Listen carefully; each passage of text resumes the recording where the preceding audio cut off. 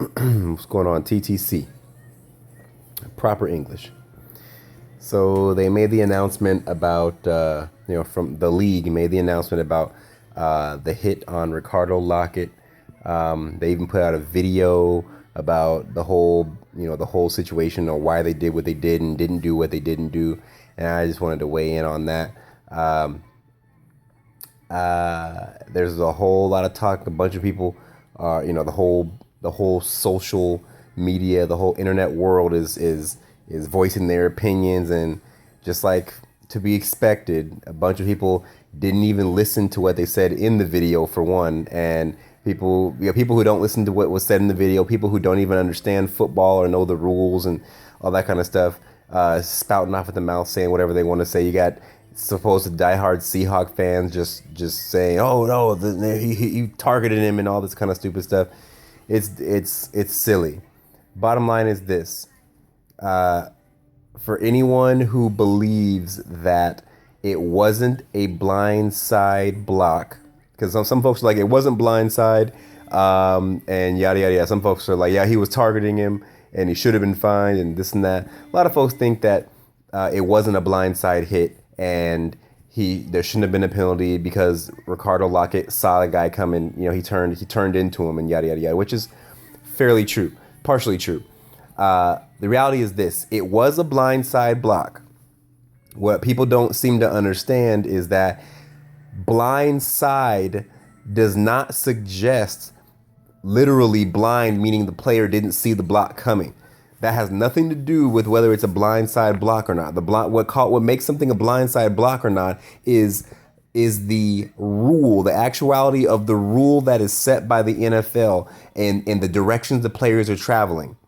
So by rule, regardless of whether Ricardo Lockette was looking right at him or not, by rule, because of the direction that the players were traveling, it was a blindside block. Now, the NFL decided not to fine the guy or take any action after the penalty was given, was assessed during the game, which is all that should have been, because indeed Lockette did turn into the guy, and Lockette did lower his head in preparation for the hit. And so the fact that he got injured and all that kind of stuff wasn't so much the fault of the player who hit him. But the fault does lie on the player as far as during the game, and why you get a flag thrown for that play is because it is the responsibility of the defender, the player giving the hit, to make sure that he does not contact the head and neck area of the player he's hitting.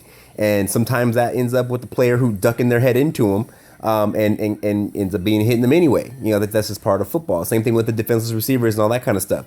You cannot hit him in the head and neck area in certain situations, regardless. And it's your job to make sure you don't hit him in those situations.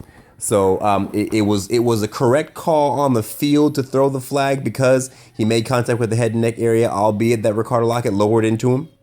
But he could have went lower.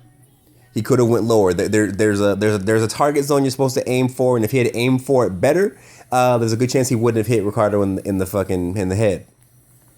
Now, as far as where's I gonna go next?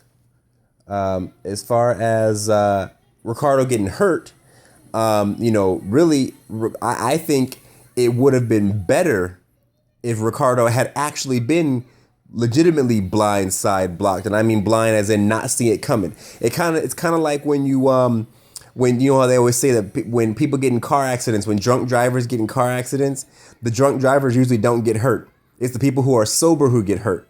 And the reason for that notion is because people who are sober see everything coming. They're prepared for it. They tense up, and their body goes through trauma because they were so tense when the impact happened. Same thing. I feel the same thing happened with Ricardo Lockette. Had he just been looking the opposite direction and just got blasted out of nowhere, I think he would have been fine. He might have got his bell rung, but I don't believe he would have suffered that neck trauma. I think the only reason he ended up suffering that neck trauma was because of the reality that he actually did see the hit coming and did tense up in preparation for the hit. So I think if you could replay it and change that one aspect and just have him just get blasted, I think it'd have been fine. It's kind of like you know, it's funny that we had to have this conversation again with the Cowboys that hit that Golden Tate put on Sean Lee a couple years ago. Golden Tate hit fucking Sean Lee twice as hard as old boy hit Ricardo Lockette, if you ask me. I mean, he decleated him. He was head over heels. His feet were above his head when he hit the ground. Right? He smashed Sean Lee. But Sean Lee got up and played football after that. You know what I'm saying? So, you know, I think it would have been better had he just not seen the hit coming. But again, it's the NFL did the right thing here. They're right to the flag is legit because it was a blindside block per the rule. Just because he saw it coming does not mean it's not a blindside block per the NFL rule. So people stop getting mad about saying it wasn't a blindside block. He was looking right at him. Has nothing to do with it. Has absolutely nothing to do with the fact that he saw him, that they were looking at each other when they hit. Yeah, that's it. We got Cardinals hate week coming up, and I'm going in. Fuck the 49ers. Go Hawks.